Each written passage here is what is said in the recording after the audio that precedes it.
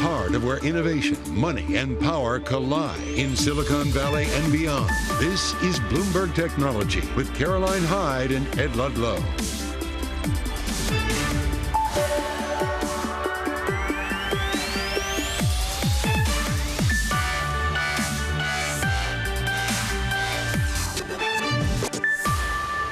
Live from New York, this is Bloomberg Technology. Coming up, Intel secures an $8 billion grant for its U.S. chip factory expansion after months of trying to convince Washington and Wall Street that it can execute on its vision. Plus, California, it proposes state incentives for EV buyers, which could exclude Tesla's models.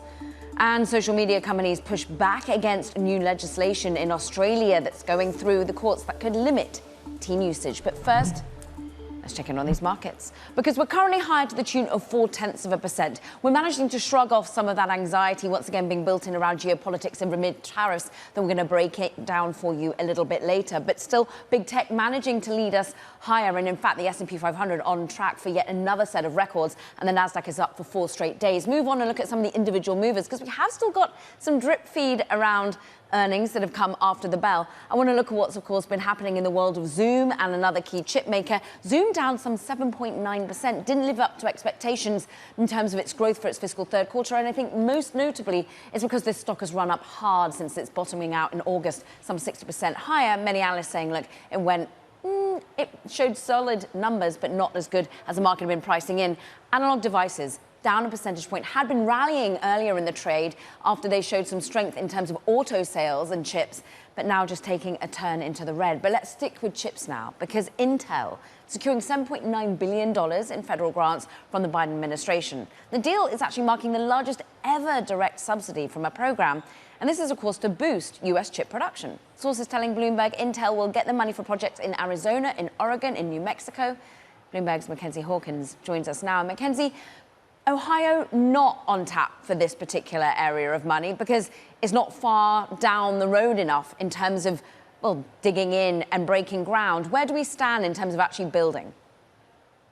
So Intel's $7.9 billion award from the CHIPS Act supports projects across 4 U.S. states through between now and 2030, by which time Intel plans to spend $90 billion of a total $100 billion capex on U.S. projects. But projects have to meet certain benchmarks and milestones to qualify for a funding disbursement. So it'll take a while for the money to actually go out the door and make it into Intel's hands. The first roughly $1 billion of that will happen this year because Intel has already made progress on projects in Arizona, New Mexico, and Oregon. Ohio, construction was supposed to finish by late 2026. Now, one of the facilities won't be online until the next decade. Pat Gelsinger has joined Bloomberg Technology and sort of vented some frustration at how slow it's been to get the money from the U.S. government. And also, you note that this is a little bit less than previously estimated. So it's been a very long process for Intel and for all of the other companies. Intel's award was announced at a preliminary stage in March for $8.5 billion. And since then, the company's been going through due diligence. There have been disagreements about how much information Intel has to disclose to the government, and also about terms specifying what happens if Intel spins off its manufacturing business or is acquired in part or in whole. That's obviously a pretty tense discussion with Intel when they're going through some serious financial problems, and there have been conversations with other players in industry about potential M&A. The haircut that Intel took on its award is actually not because of those business problems. It's because the company is separately getting $3 billion to make chips for the Pentagon. That program was originally supposed to be mostly funded by the Defense Department, but after a big funding spat involving various departments in the Biden administration and lawmakers on Capitol Hill, the Commerce Department had to use its own CHIPS Act money to support that program, and some of that came from the money already set aside for Intel. Breaking down the numbers and some of the M&A rumors, Mackenzie Hawkins, really appreciate it. Thank you. Look, sticking with those M&A reports previously, Qualcomm's takeover interest in the company is actually cooling. Now, sources are telling Bloomberg the complexities associated with acquiring Intel have made it less attractive to Qualcomm. A deal would likely have been one of the largest ever in technology. Meanwhile, more on chips and tech more broadly. Let's bring in Nancy Curtin, Chief Investment Officer of Ulti Tiedemann Global. Nancy, it's always so important to have your voice on the show, talking about the global context here. Just dig in on, for example, M&A, hopes around this new administration coming in 2025, and deals getting done, chips being supported or not supported as a sector. What do you make of it? Well, let's start with M&A first, and we do think that M&A will increase. You have pretty rigorous merger guidelines passed by President Biden in 2023. We reckon those will be undone under President-elect Trump. And remember, they had lowered the guidance threshold at a company being seen as anti-competitive. So we do think it's going to be a friendlier environment for regulation, a friendlier environment for M&A, and expect that animal spirits, M&A, and IPOs will pick up in 2025. So we think this is one of the positives coming from Trump. Just quickly on the CHIPS Act and Intel, are we back in the wrong horse there? This is supposed to create jobs. They just laid off 15% of the workforce. And I kind of look at it and think NVIDIA didn't get any money from the CHIPS Act, and it's actually doing a pretty darn good job of actually supplying the chips industry. So I think this is a program. It's hard to change and remove these legislative programs. It's not a program that President-elect Trump favors very much. I think he called it a really bad program. Yeah. So stay tuned. On NVIDIA, though, they basically get TSMC and other chip makers to produce. This is all about onshoring and making sure that chips can be made in the United States. When you're looking at NVIDIA and indeed its exposure, whether it be selling into China or indeed depending on a supply chain that is in many ways related to Taiwan, how does that factor into an investment thesis? Well, as you know, Trump has said tariff's the most beautiful word in the English language. So, maybe Trump just used some tariffs here on TSMC because that would encourage them to think about, and by the way, they were part of the CHIPS Act as well. So they did receive some subsidies there. But, that might encourage them to accelerate production in the United States. Now, how will NVIDIA respond? I don't know. With 74% gross margins, and it seems like insane demand, in Jensen Huang's words, it seems like they're just going to raise prices. So, if we get some tariffs on TSMC, which I wouldn't be surprised, I just think NVIDIA will end up passing that on to its demand-hungry customers.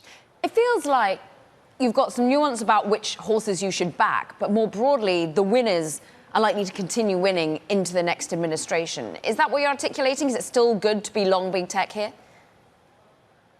Let's just talk about a little bit of the winners in semiconductor. At the end of the day, NVIDIA is clearly in pole position, monopoly position. More demand than supply. But competition is coming. Remember, 40% of their data center customers are also trying to compete with them. Amazon's coming pretty close here in developing a chip. Now, I understand it's 40% cheaper. Not really sure the performance benchmarks with respect to training and inference. They haven't been published, and it's not clear it's in production mode, so to speak. So let's see what happens. And of course, to a certain extent, AMD and Intel are fast trying to be competitors as well. So competition is on the way, and we should expect to see more of that. People are looking at the price of NVIDIA chips, the fact that they can't get access and are trying to diversify their supply sources. And that makes sense, right? So we do expect competition to come as we look forward. Now, I don't say this is a Q1. I think NVIDIA should have another blockbuster quarter. Certainly, they were pretty clear about it. Yeah. They expect revenues to be up 70% in the next quarter, and they normally beat that number. So let's see where that comes out. Customers look at the price of the chips. Investors look at the price of the stock. With an NVIDIA trading at 46 times future earnings, many have been perhaps taking a bit of profit. When you're looking at Tesla that's trading at 141 times future earnings, what do you make about the optimism baked into that stock post-election? Well, Tesla is clearly a special child at the moment. given the relationship between Elon Musk, and Trump. And these stocks, these Magnificent Seven, on average, they're at about 35 times forward earnings at the moment. And that makes them very vulnerable to disappointment, right? So one of the themes that we've had on this year is, tech is fine. We believe in Gen AI, but you need to diversify beyond just those Magnificent Seven technology shares that have fueled the market's advance. And we think mid-cap in particular, trading at about 13, 14 times earnings, up close to 10% already this month, is an excellent beneficiary of MAGA, potentially corporate tax rate cuts, manufacturing renaissance, and a better outlook for growth in the United States. So there are other things you can do and diversify away from tech. By the way, where earnings are expected to decelerate in the so-called Magnificent Seven as we head into 2025, where they're supposed to accelerate in the rest of the market. And so I think that's a really nice way to still earn a return, participate, but protect some of that valuation potential downside risk in tech. Nancy Curtin, always great to catch up. Thank you, Chief Investment Officer here at LT Tiedemann Global. Meanwhile, let's just talk about globally. China's Xiaomi preparing a self-designed mobile processor for its upcoming smartphones. This comes as an effort to actually reduce its reliance on foreign suppliers, Qualcomm, MediaTek. According to sources, mass production of the chip is expected to begin in 2025. Coming up, well, it's deja vu. President-elect Donald Trump rattling markets across the world with more tariff threats. We discuss the potential impact on the tech sector next. And we were just looking at Tesla with Nancy. Let's dwell on it a little bit more. Up a percentage point, we'll recover from some of yesterday's sell-off. We're going to dig in on what California is currently threatening, how they could be excluding them from any future support for EVs if indeed federal support is taken away. This is Bloomberg Technology.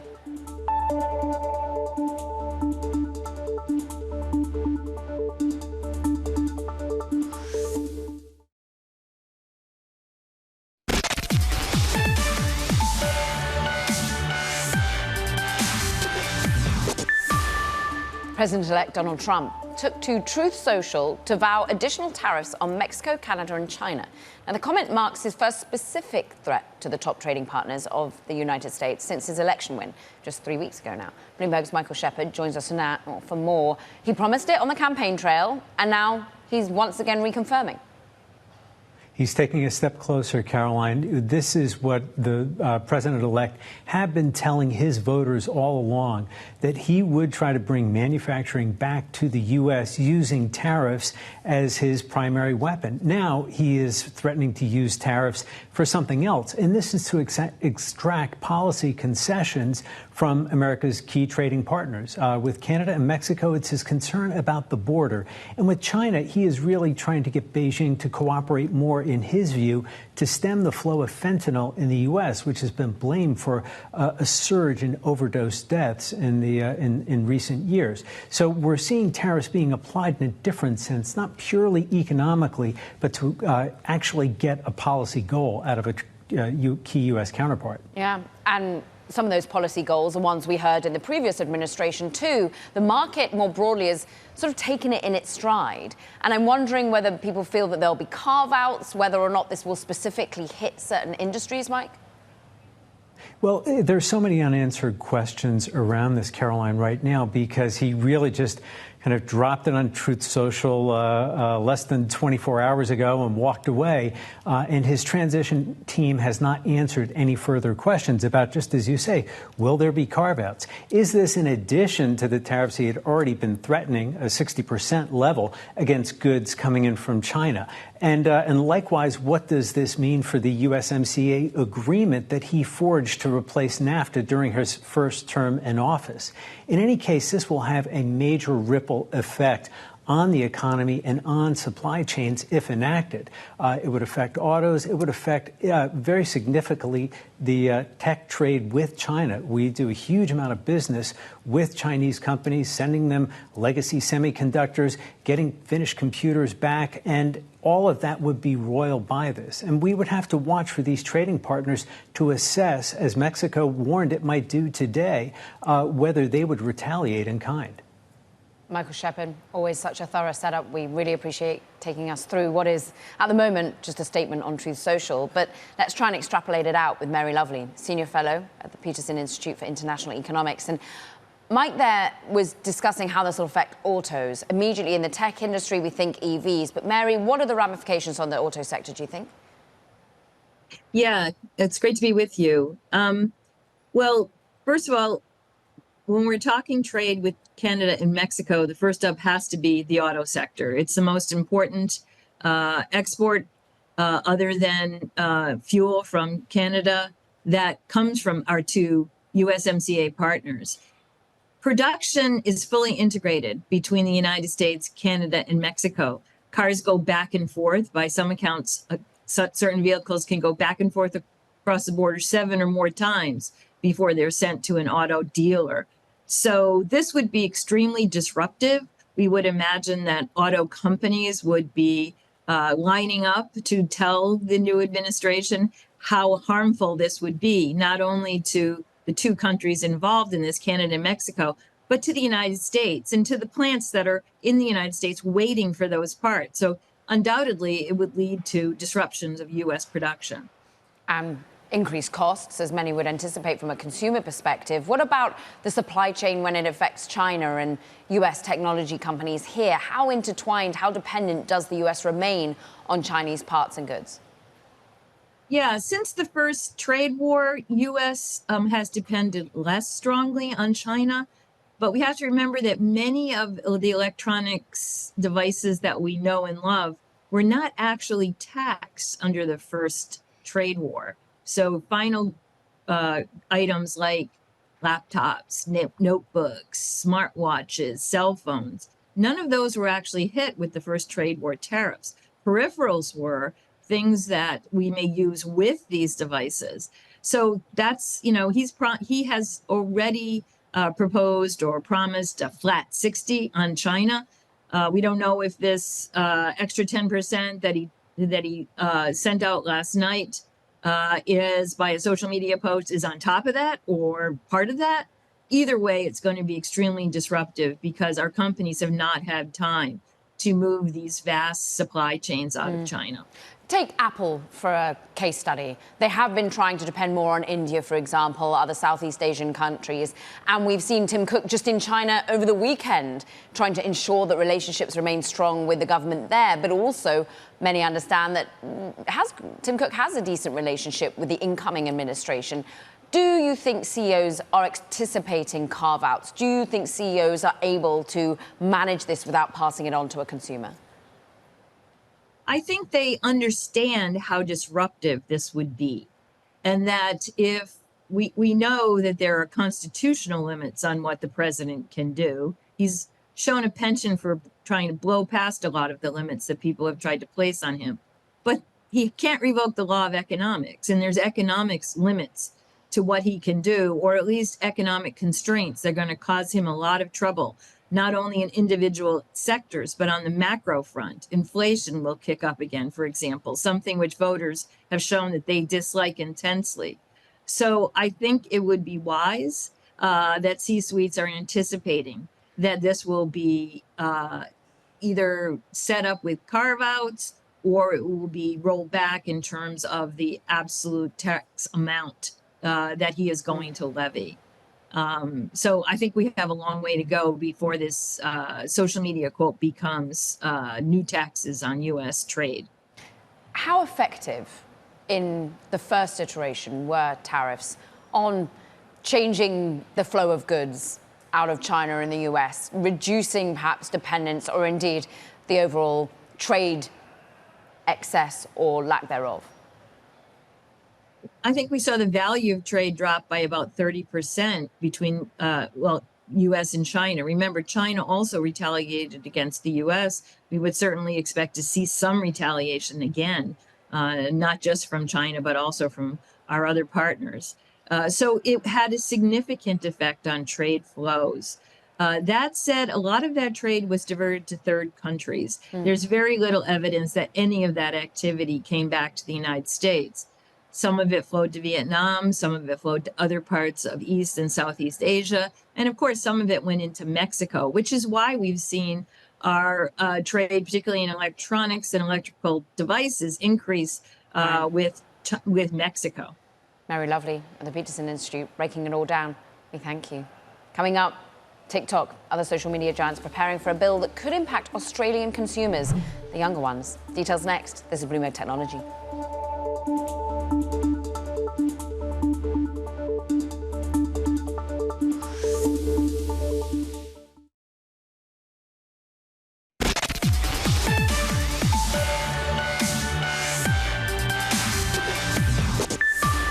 Meta, TikTok, Google, they're taking aim at Australia's legislation to ban children under 16 from accessing such social media platforms.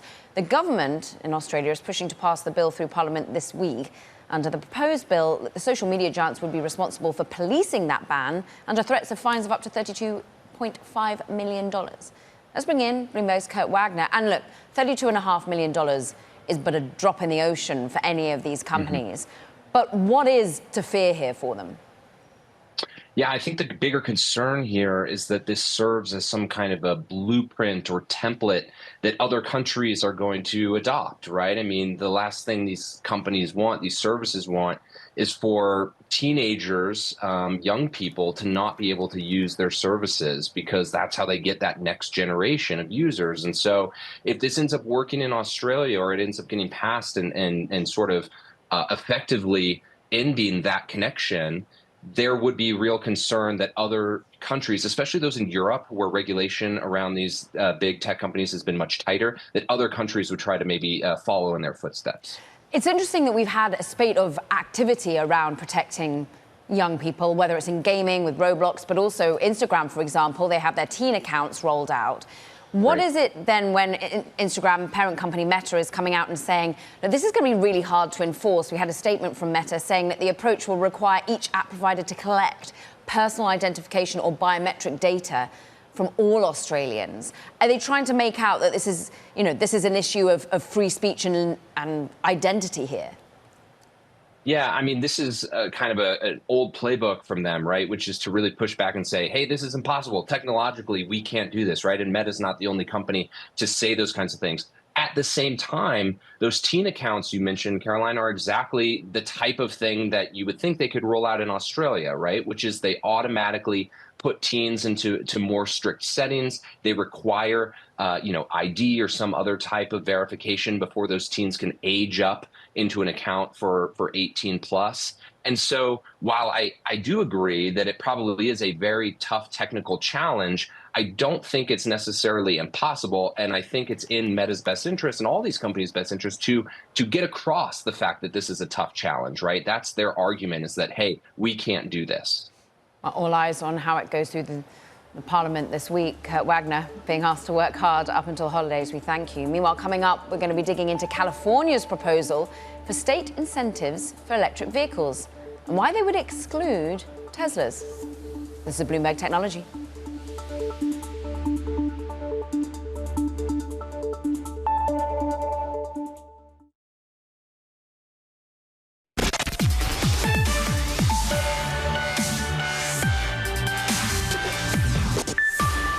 Welcome back to Bloomberg Technology. I'm Caroline Hyde in New York. A quick check-in on these markets and more specifically crypto, because look, the ecosystem added about $1 trillion since the election of Donald Trump for the administration in 2025. We had seen a bit of a pullback from close to $100,000. We've cooled down slightly, maybe sort of about a 4-day sell-off, 8% wiped off. We're now recovering a little bit, up 0.6%. 94,263 is where we trade as people lock in profits, maybe question some of the geopolitical risks once again and some risk aversion. But more broadly, let's talk about politics post the election of Trump. And in particular, California Governor Gavin Newsom proposing a state incentive for EV buyers. That's if federal support is taken away, but it would exclude Tesla's models from a market share limitation perspective. Look, this move is aiming to create market conditions for more car makers to enter the EV market, but can further escalate tensions between these two characters, Elon Musk and Gavin Newsom. Let's talk about it all with Bloomberg's Ilya Yahoo, Kamisha, who joins us for more. And look, this is Gavin Newsom trying to front run any change from the new administration. If they take away that $7,500 tax credit for EV purchases, California will be there to step in and support. But why limit Teslas? Yeah, that's exactly right. This is part of Newsom coming out in front and saying if Trump does take this away, Californians are still going to be eligible for electric vehicle tax credits. But the proposal that he gave yesterday says that there's a market share limitation, which would prevent Tesla from qualifying from these credits. Their reasoning for that is that they want to spur competition of smaller electric vehicle manufacturers in the state. And they said they want them to take root in the state. So essentially they're saying, Tesla already has a huge market share in the state, and they want some of the smaller guys to be able to compete. A lot of these other electric vehicle manufacturers are losing money. Some of the traditional OEM manufacturers are losing money when they sell an electric vehicle. So this is kind of an incentive for those smaller guys, while Tesla is making money every time they sell a car. Yeah, I can imagine, though, Eliyahu, that this is going to be seen as, therefore, punishment for success, for punishment for being profitable already. I mean, what do we anticipate in terms of the reaction coming from Elon Musk? Because he's not been afraid to have pretty tough words for Gavin Newsom in the past.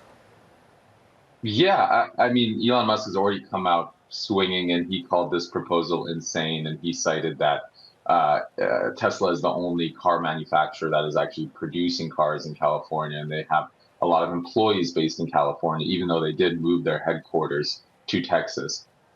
So I think it really does raise the tensions between these two characters. California is becoming this foil to the Trump administration, and Elon Musk has taken a newfound prominence in Republican politics. So you're seeing kind of Elon Musk and Newsom becoming these emerging characters that are representing kind of the new state of politics in the country right now.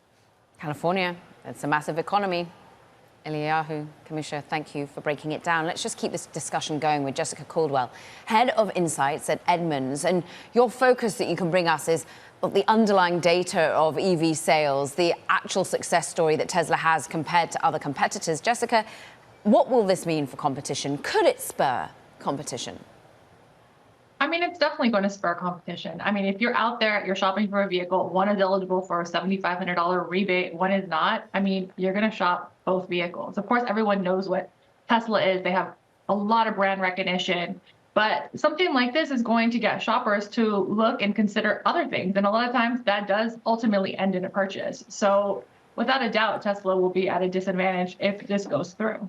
Jessica, just set the context here, though. $7,500. What does that mean for the ultimate price point of an EV right now? Because, well, they're not cheap. And $7,500 doesn't seem that much in comparison to the cost of a Rivian, for example. Yeah, I mean, that is true. But I think as we go towards the mass market consumer, they're looking for cheaper EVs. And in that case, $7,500 does become probably more attractive because someone that's buying a $100,000 EV, they're probably not bothered by these rebates anyhow. And at the end of the day, people are buying a lot of times, even though they shouldn't be, on monthly payment. And so when it's calculated out, you're looking at the monthly payment, the $7,500 apply, especially for lease customers, that can make a really big difference and make that a lot more attractive and get consumers to buy. California, though, I'm assuming, has been a first adopter, early adopter of EVs more broadly when you compare state to state. So how much of the mass market is still left to penetrate in California? Well, I think that's the whole thing, is that in California, the EV market share over 20%. So you have a lot of a lot of early adopters have already purchased. So getting the mass market is probably the bigger challenge here, because these people need convincing. They probably don't have highest income. They're kind of questioning whether they even want an EV. So if there was ever a time to have an incentive on EVs, it is for the mass market, not for the people that were early adopters that were excited about EVs to start with and probably didn't need much incentive to even purchase. Just compare states with state. We know that Newsom has not been afraid to push back at Elon Musk and indeed perhaps be a key supporter of the EV sector. Would this be replicated elsewhere, do you think, if federal support did come away? I mean, it's likely. We have things like CARB states. Other people are following some of the California Air Resource Board, some of the edicts that they have put out. So there is a precedent here of other states kind of following California's lead. But at the end of the day, this program does sound quite costly, especially if you're to sell a lot of vehicles. So state's going to have to find funding for this program, which may be complicated. I mean, California has a clear order, zero emissions vehicle by 2035. And, if that's the case, then programs like this will have to exist to spur that mass market to start to buy. If they really wanted to spur the mass market, you'd anticipate that you let Chinese EVs in, which are much cheaper than US competitors, who therefore, given that that won't be the case, where are the cheaper vehicles? Who will this end up supporting? Well, I mean, I think any automakers, they're all kind of scrambling. In this era of affordability, cost of living increases, inflation, people just feeling a lot less wealthy than they have in the past has been a big issue for car buyers. So I think a lot of automakers are trying to focus on the lower end. So anyone that is delivering good value that kind of has maybe like a $40,000 price tag, they're probably going to get a lot more eyeballs than some of these other things that we have seen, like the Jaguar coming out in a few years, or any of these, six-figure EV type of vehicles. All eyes on the Nissans of this world. Jessica Caldwell, we thank you, Head of Insights over at Edmunds. Meanwhile, coming up, Klarna, getting ready for that IPO. We'll discuss with headlines, Cameron Ansari, and what it means for other fintech companies that may also be mulling going public. This is Bloomberg Technology.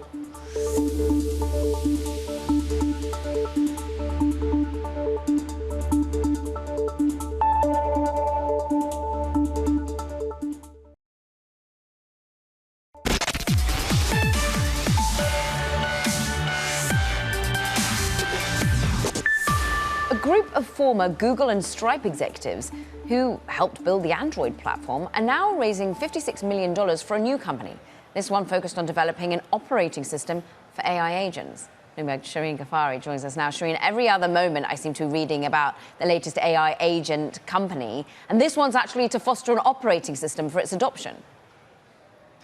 That's right. So the idea is they're not actually building the agents themselves, but because they believe that the future of computing will not be necessarily about apps, but the next evolution of these AI agents, that they want to build something that will connect all these agents to be able to talk to each other and for developers to all build on one platform, kind of like how we have Android for OS.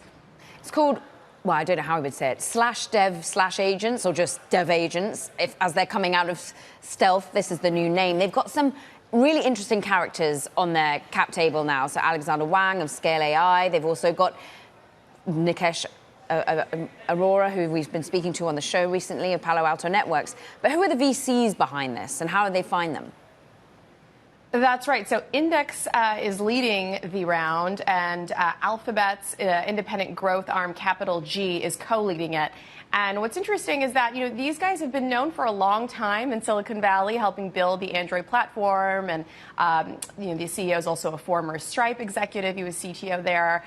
So, these people, these investors have known these leaders for a while. And actually, the lead partner at Index knew the founder back at Google. They both worked together briefly at Google. So, yeah, it's a really interesting, I think, case study of where you see this sort of founder market fit, the lead investor told me, right, where people have a lot of confidence in this group to be able to execute on this kind of ambitious plan to build a new network that can connect this future wave of technology we're seeing with AI agents. David Singleton, who was over at Stripe as CTO, calling it, we need an Android-like moment for AI. Shireen Ghaffari, thank you so much for bringing us the latest funding round. Meanwhile, let's dig into funding rounds to future IPOs and exits. Klarna, for example, another key fintech that we're all getting on our mind for its IPO. We understand it almost broke even in the first 9 months of the year, company stating that as it eyes the markets. In today's VC Spotlight, let's dig in with Cameron Ansari, his partner at Headline, who understands buy now, pay later deeply. And I'm interested in Klarna, how important, how integral to the market opening will its IPO be? Well, it's going to be huge because we really haven't had a major tech IPO in months. We had Reddit and Ibotta came out back in the spring, but it's been quiet since then. I think everyone's been waiting for the election outcome and also to see what's happening with interest rates. But now that we're past that, I think Klarna is going to be the first real test of the market. And in terms of valuation, like there have been on a volatile ride. Roller coaster. And so too has Stripe. Look, both of these companies were caught up in the 2021 euphoria around fintech, and both had a sharp realization of what valuations really are. Klarna's been bringing its way back, as has Stripe. Absolutely. Look, I think Klarna did a very smart thing. They got over what I call valuation nostalgia, where you feel like I was worth X before, I should be worth X now. It's not true, right? The market's adjusted. Everyone's kind of worth a different price than they were in 2020 in a zero interest rate environment. So Klarna was valued at $46 billion, and they came down and did around the next year at $7 billion. That's a tough pill to swallow, but they did it. They did the reset. It was a sober, great decision, and now they've built their way back up. And this IPO, by all indications, will price probably somewhere in $15, $20 billion sort of range, maybe a little higher. Their main comp firm in the U.S., the stock is up like 500% in the last couple of years. So I think they're coming out at a great time, and they're going to get to, hopefully approach back to where they were. But they did that reset, and it was very smart of them. What's interesting is that the secondary market has been so active, and so many companies have a decent chunk of change, they don't need to exit. So, for example, Stripe has been buying back its own stock from previous employees. They so little need to go and tap the markets. Why then should a Klarna or a Stripe eventually come an IPO? Look, an IPO really does three things. It's a marketing event. It's an opportunity to come out and say, here's what we do, here's what we are. My parents may have not heard of Klarna before, but now they will. Klarna's telling a big AI story. Then I call themselves the AI-powered global payments network.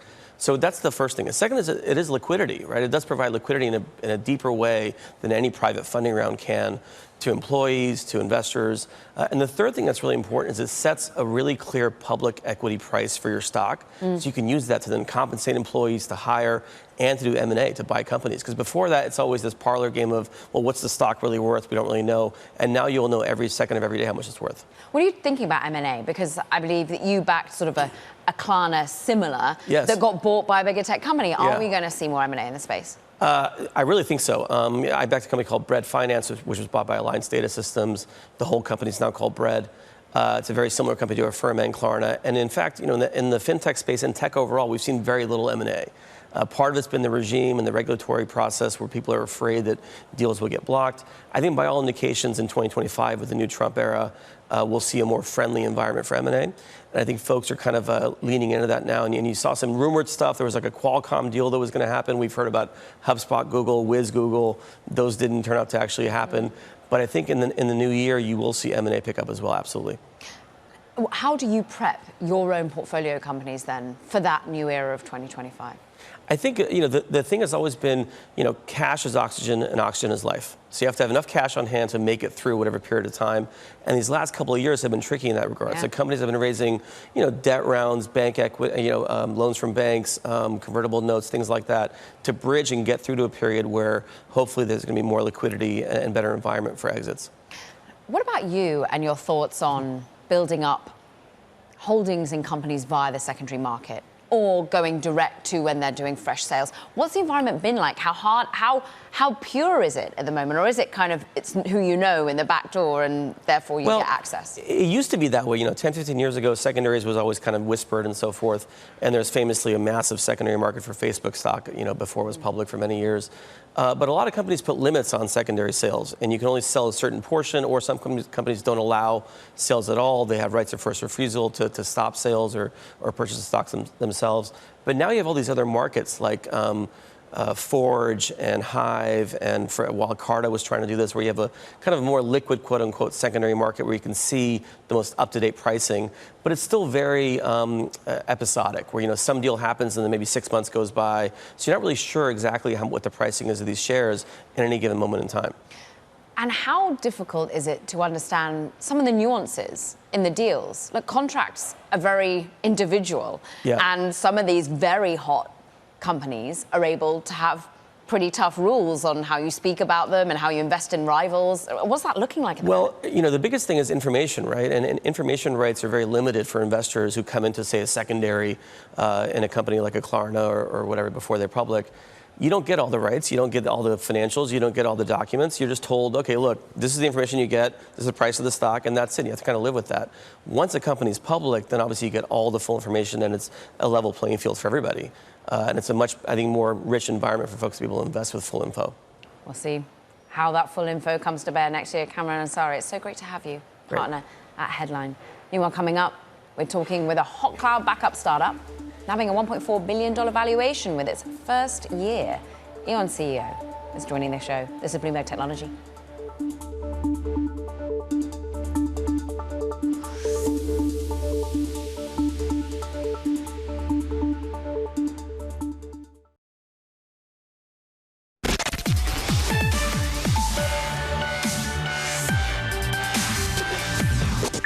E.ON, it's a cloud backup startup. And in fact, it was founded in just January of this year by a group of Amazon Web Services alumni. And it's just closed a new funding round valuing the company at $1.4 billion. And that's less than a year after founding. So we're going to talk about it with Ophir Ehrlich. He's the CEO, joining us now.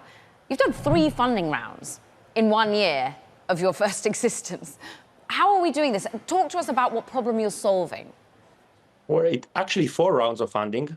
First round was led by Sequoia, second round Lightspeed, then Greenoaks, and lastly Bond.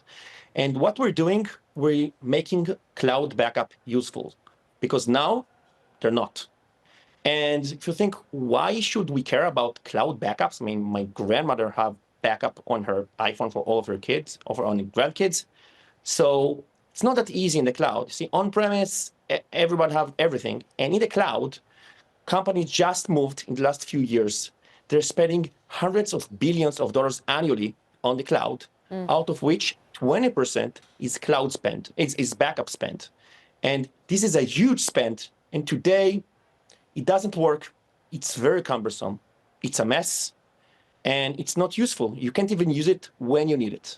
So it's a very big problem, and we're happy to solve that. I mean, AWS saw it as a problem, and they bought your previous company, Cloud Endure. So how long have you been fixing this problem? How are the ways that the technology is changing to ensure that it is less cumbersome going forward? So we've seen it. We had a front row seat when we were in a previous company, Cloud Endure, and then after being acquired by AWS. In AWS, we built the disaster recovery service for enterprises.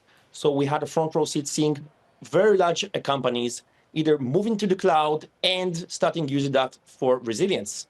And apparently, they encountered many problems related to how you manage your data, how you govern that, and then how you make sure that it's safe and that you can access it when you need it.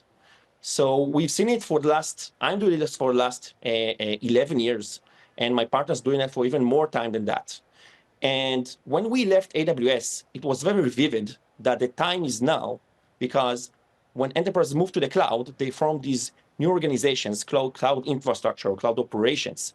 These are organizations responsible for all cloud resilience across the organization. 20% of cloud spend, which is tens of billions of dollars annually, but simply it doesn't work. The same technology and the same architecture which worked on premise, it simply doesn't work in the cloud. It's like trying to take a square peg and fit it into a round hole. And we are here to fix it in 2 ways. One, we want to make sure we are able to manage all the data for the entire organization, help classify everything, understand what's important to backup, what's not, to which retention policy. And then we're making it very easy to actually access it when you need it. For example, compliance audits, both internal and external compliance audits. Okay. Let's say that you're an insurance company and you want to access your data from 3 years back. Who knows if you have backup? And if you do, how long will it take you to get the data? Today, it could take days or even weeks. Right. Companies are missing compliance audits.